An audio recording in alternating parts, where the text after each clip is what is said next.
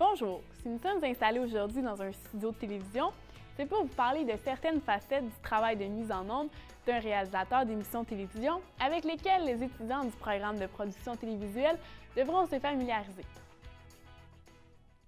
Vous n'êtes pas sans savoir que les responsabilités qui incombent au réalisateur d'une émission de télévision sont grandes et que ce dernier doit voir à une foule de détails pour assurer le succès de son émission. En régie, le réalisateur est roi et maître. C'est lui qui dicte la marche à suivre. Il doit apprendre à communiquer ses directives à l'ensemble des opérateurs techniciens qui l'entourent, de manière claire et précise.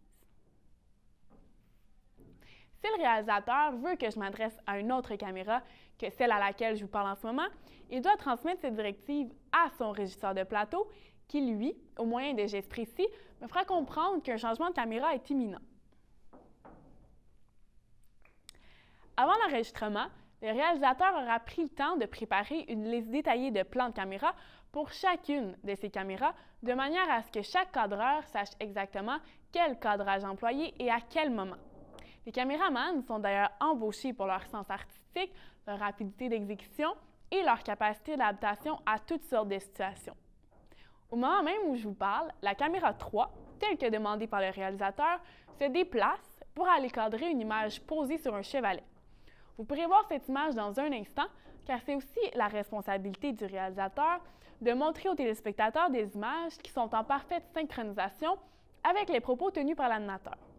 Comme par exemple, si je vous parle d'un livre que j'ai lu dernièrement et qui m'a vraiment beaucoup plu, eh bien, il faudra que le réalisateur montre aux téléspectateurs une image de ce livre au moment même où je vous parle.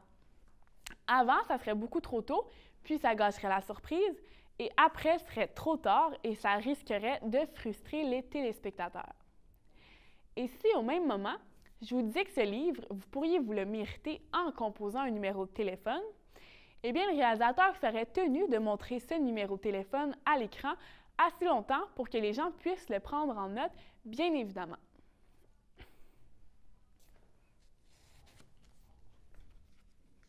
Et maintenant, si je voulais vous faire apprécier la pochette de ce disque audio numérique. Donc pour ce faire, le réalisateur doit donc maintenant demander au cadreur de la caméra 1, déjà bien placé pour capter cette image, de nous montrer un gros plan de la pochette que je tiens dans mes mains. Pendant que l'on voit la pochette en gros plan sur l'écran de télévision, il serait souhaitable que le réalisateur passe une commande au preneur de son pour que celui-ci nous fasse entendre, en sourdine et en plein son par la suite, un extrait du disque. Le téléspectateur souhaiterait aussi qu'apparaisse à l'écran, en complément d'information, le titre de l'album ainsi que le nom de l'artiste qui l'a indiqué.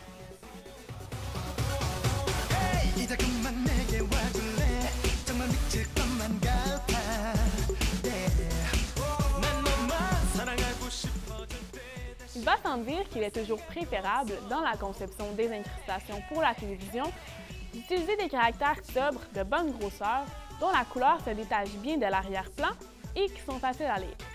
Il faut de plus que ces titres qui apparaissent à l'écran soient toujours contenus à l'intérieur de la zone critique, ou comme on appelle en anglais, le Safe Title Area.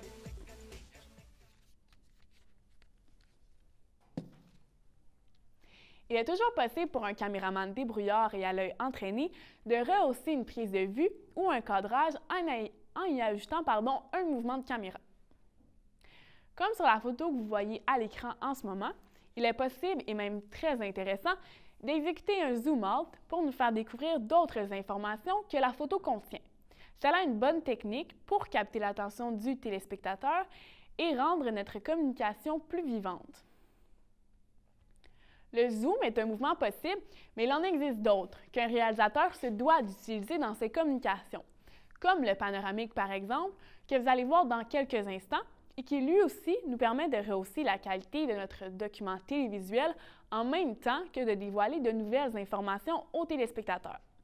Dans tous les cas de mouvement sur photo, il est préférable que le ratio de la photo utilisée soit compatible avec le ratio de l'écran de télévision.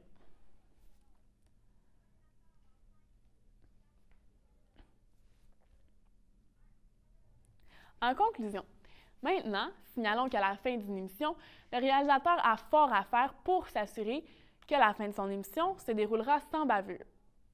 Dans un premier temps, on fait entendre la musique que l'on aura que l'on aura pris soin, évidemment, de backtimer pour obtenir une finale plus percutante et professionnelle.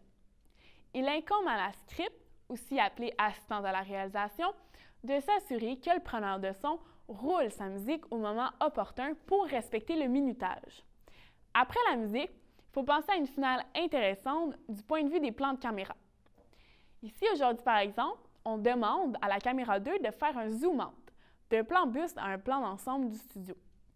Le mouvement prendra quelques secondes, pendant lesquelles d'ailleurs je devrais quitter le plateau, comme le réalisateur me l'a expliqué au début de l'émission.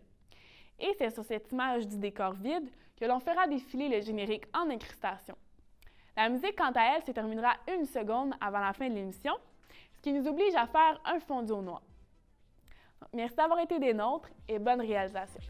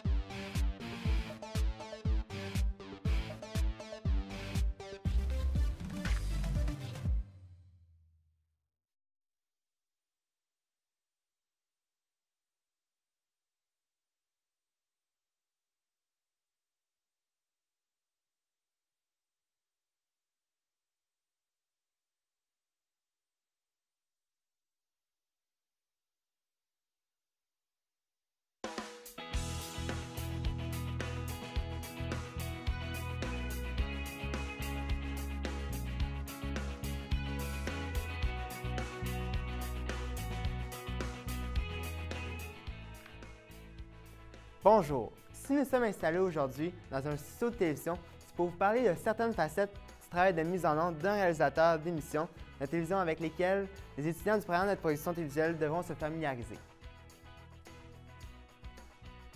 Vous n'êtes pas sans savoir que les responsabilités qui incombent au réalisateur d'une émission de télévision sont grandes et que ce dernier doit avoir une foule de détails pour assurer le succès de l'émission. En régie, le réalisateur est roi et maître, c'est lui qui dicte la marche à suivre. Il doit apprendre à communiquer ses directives à l'ensemble des opérateurs techniciens qui l'entourent de manière claire et précise. Si le réalisateur veut que je m'adresse à une autre caméra que celle à laquelle je vous parle en ce moment, il doit transmettre cette directive à son régisseur de plateau qui, lui, au moyen de gestes précis, me fera comprendre qu'un changement de caméra est imminent. Avant l'enregistrement, le réalisateur aura pris le temps de préparer une liste détaillée de plans de caméra pour chacune de ces caméras, de manière à ce que chaque cadreur sache exactement à quel cadrage employer et à quel moment. Les caméramans sont d'ailleurs embauchés pour leur sens artistique, leur rapidité d'exécution et leur capacité d'adaptation à toutes sortes de situations. Au moment même où je vous parle, la caméra 3, telle que demandée par le réalisateur, se déplace pour aller cadrer une image posée sur un chevalet. Vous pourrez voir cette image dans un instant, car c'est aussi la responsabilité du réalisateur de montrer aux téléspectateurs des images qui sont en parfaite synchronisation avec les propos tenus par l'animateur. Comme par exemple, si je vous parle d'un livre que je lis dernièrement et qui m'a beaucoup plu, eh bien, il faudra que le réalisateur montre aux téléspectateurs une image de ce livre au moment où je vous en parle. Avant, ce serait trop tôt et gâcherait la surprise, et après, ce serait trop tard et frustrerait les téléspectateurs. Et si, au même moment, je vous disais que le livre, vous pourriez vous le mériter en composant un numéro de téléphone, eh bien, le réalisateur serait tenu de montrer à l'écran assez longtemps pour que les gens puissent le prendre en note, bien évidemment.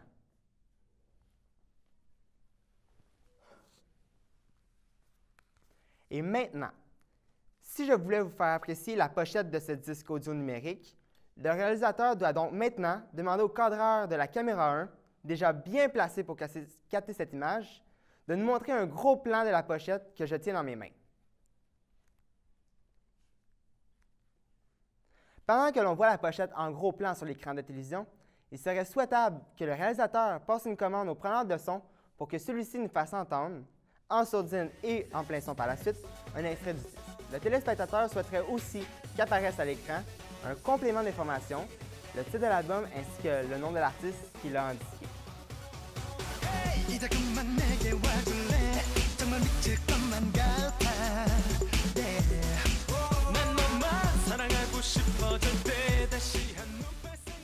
Il va sans dire, il est toujours préférable dans la conception des incrustations pour la télévision d'utiliser des caractères sobres de bonne grosseur dont la couleur se détache bien de l'arrière-plan et qui sont faciles à lire. Il faut de plus que ces titres qui apparaissent à l'écran soient toujours contenus à l'intérieur de la zone critique ou le Safe Title Area qu'on dit en anglais.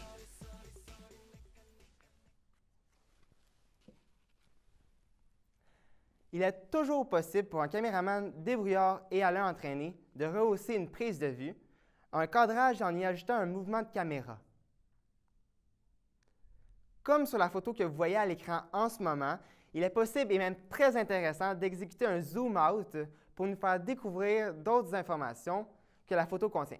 C'est là une bonne technique pour capter l'attention du téléspectateur et rendre notre communication plus vivante. Le zoom est un mouvement possible, mais il en existe d'autres qu'un réalisateur se doit d'utiliser dans ses communications. Comme le panoramique, par exemple, que vous allez voir dans un instant, et qui lui aussi nous permet de rehausser la qualité de notre document télévisuel en même temps que de dévoiler de nouvelles informations aux téléspectateurs. Dans tous les cas de mouvement sur photo, il est préférable que le ratio de la photo utilisée soit compatible avec le ratio de l'écran de télévision.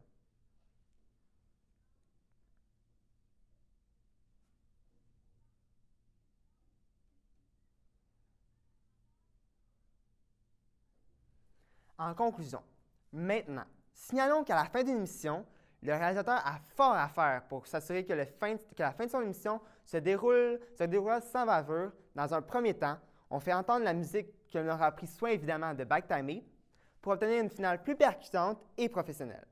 Il incombe à la script, aussi appelée assistante à la réalisation, de s'assurer que le preneur de son roule sa musique au moment opportun pour respecter le minutage. Après la musique, il faut penser à une finale intéressante du point de vue des plans de caméra.